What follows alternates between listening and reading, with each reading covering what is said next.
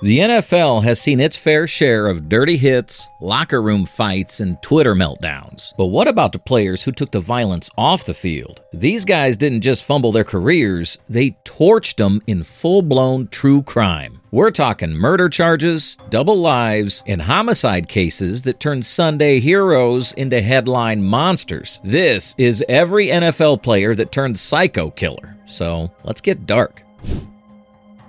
Rae Carruth had the speed, the stats, and the first-round pick to back it up. Drafted 27th overall by the Carolina Panthers in 1997, the man was supposed to be the next big thing at wide receiver. Instead, he ended up behind bars for orchestrating the murder of his pregnant girlfriend. In 1999, Cherika Adams was shot 4 times in a drive-by shooting while she was 8 months pregnant with Carruth's child. The shooter, hired by Rae himself. She managed to call 911 and named him before falling into a coma. She died a month later, but doctors saved the baby, who was born with permanent brain damage due to lack of oxygen. Carruth didn't just run plays. He literally ran from the law. Found hiding in the trunk of a car with $3,900, bottles of his urine, and snacks. Real mastermind stuff, you know? He was convicted of conspiracy to commit murder and spent nearly 19 years in prison. Rae Carruth went from first-round pick to first-class monster, and he's the reason we start this list with a chill down the spine. But wait until you hear about our next star player.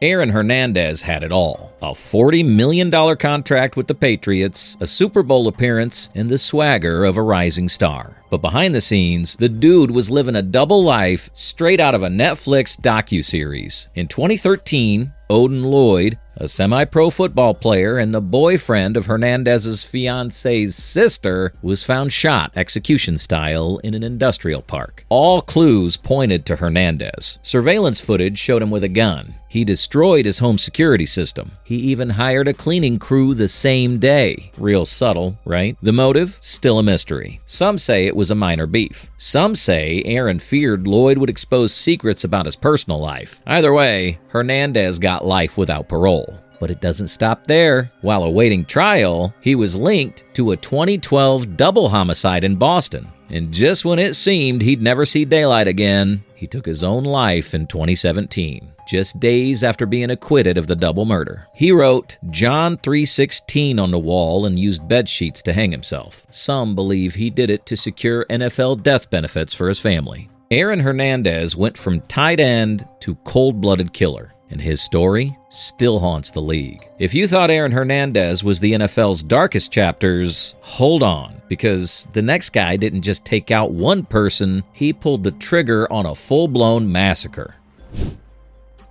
Phillip Adams wasn't a household name, but he played for 6 different NFL teams over 6 seasons, mostly as a cornerback and special teams player. Quiet, under the radar, but by no means irrelevant until 2021. Adams walked into the home of Dr. Robert Leslie, a respected physician in South Carolina, and took out 6 people. Dr. Leslie, his wife, their 2 young grandchildren, and 2 HVAC workers who were just doing their jobs. No warning, no known motive, no note. After a massive manhunt, Adams was found dead from a self-inflicted gunshot wound at his parents' home just hours later. Here's where it gets eerie. After his death, his brain was tested and revealed to have severe CTE. Doctors said it was comparable to what you'd find in much older players with long careers of head trauma. He never got banned, never even got fined. But Phillip Adams went from journeyman cornerback to spree killer in a matter of minutes. And his case is now a disturbing reminder of what football violence can do off the field. But our next case is something else entirely, because this one didn't involve a stranger or a rival. It was personal, family-level personal. And the NFL name attached to it.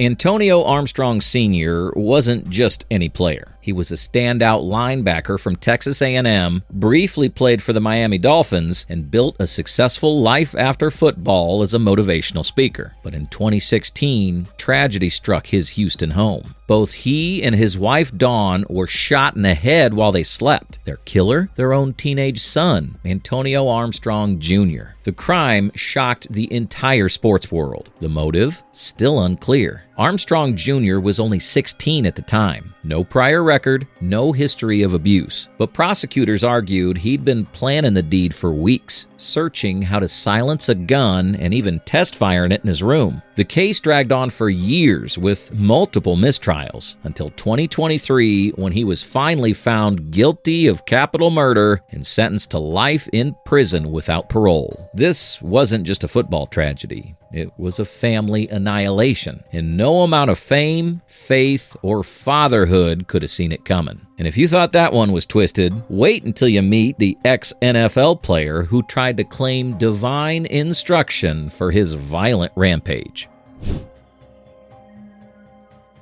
Kevin Ware Jr. had one of those NFL careers that comes and goes without much noise. A tight end who bounced between the Washington Redskins and the 49ers. He never really broke out on the field. But off the field, that's where the horror story starts. In 2021, Ware's girlfriend, Taylor Pomoski, vanished. Gone without a trace. But months later, her charred remains were found in a ditch, and the gruesome truth started unraveling. Turns out, while Ware was out on bond for drug and weapons charges, including meth and an AK-47 in his car, he brutally murdered Pomoski, strangled her, beat her, then set her body on fire and bragged about it. In 2025, he finally pled guilty to murder and tampering with evidence, earning a 30-year sentence. And just like that, a washed-up NFL tight end became a true crime headline. Kevin Ware didn't fumble his career. He incinerated it. But wait until you hear about this next guy, because he's even worse. You probably don't remember Rafael Cherry. He played safety for the Redskins and 49ers in the mid-'80s. Nothing fancy, just another name on the roster. But what happened after football is what earned him a one-way ticket to infamy. In 1999, Cherry shot his wife, Jerry, in Arkansas. It wasn't an accident. It wasn't a bar fight gone wrong. It was first-degree murder, cold and calculated. He was convicted and handed a life sentence. Eventually, it got knocked down to 30 years. And in 2023, he was paroled. Yep, the man who pulled the trigger walked away free after 24 years behind bars. The NFL didn't comment because Cherry was already long gone from their headlines. But the fact remains, he went from the backfield to backstabbing his own family. And the worst part, there were warning signs. But by the time anyone paid attention, it was too late. But this isn't the only NFL player who took his wife's life.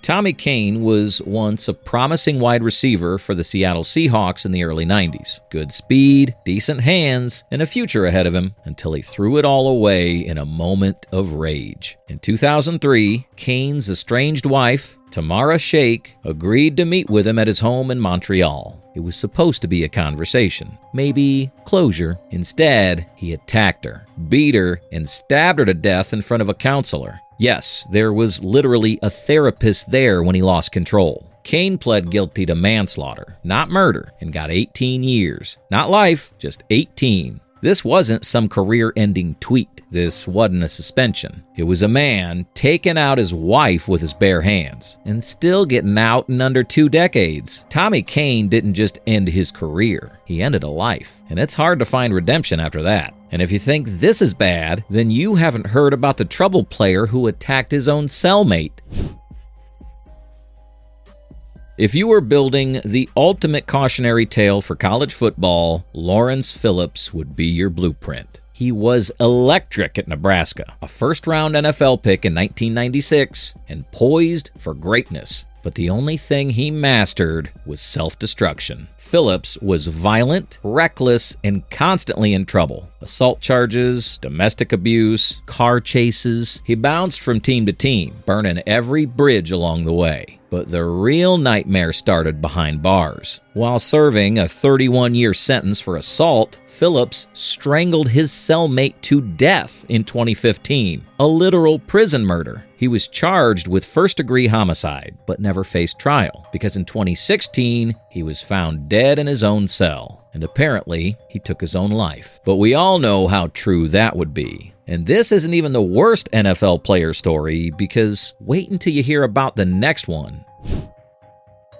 Sergio Brown had a solid enough run in the NFL. Played safety for the Patriots, Colts, Jags, the usual journeyman career. Nothing flashy, no scandals, until 2023. That's when things got real dark, real fast. Brown's mother was found dead in a creek near her home in Illinois. At first, nobody could find Sergio. Then he popped up in Mexico, posting bizarre videos online about the FBI and conspiracies, like full-blown paranoia mixed with Instagram filters. Eventually, he got deported back to the U.S., and prosecutors charged him with first-degree murder and concealing a homicide. He pleaded not guilty, but the optics, not great. The last person seen with her fled the country, erratic behavior online. If this ends in a conviction, Sergio Brown won't just be another former NFL player with issues. He'll be the guy who allegedly killed the woman who gave him life. Let that sink in. And this isn't the only mystery murder linked to an NFL player. Terrell Berria was a safety for the Seattle Seahawks back in the early 2000s. He played a couple seasons. Nothing too wild, but his post-football life, that's where things got messy. In 2009, Berria was charged with first-degree murder in Louisiana. Serious stuff. A man was shot and killed, and Berria got caught up in the investigation. But here's the twist. He was never convicted, not once, but twice. His case ended in a hung jury. No verdict, no conviction, no closure. Now, does that make him innocent? Not necessarily, but it makes him a ghost in the system, accused of murder, yet legally untouchable. His football career was already over by then, but the charges slammed the final nail in that coffin. So while he technically never got banned, let's just say no team's been calling.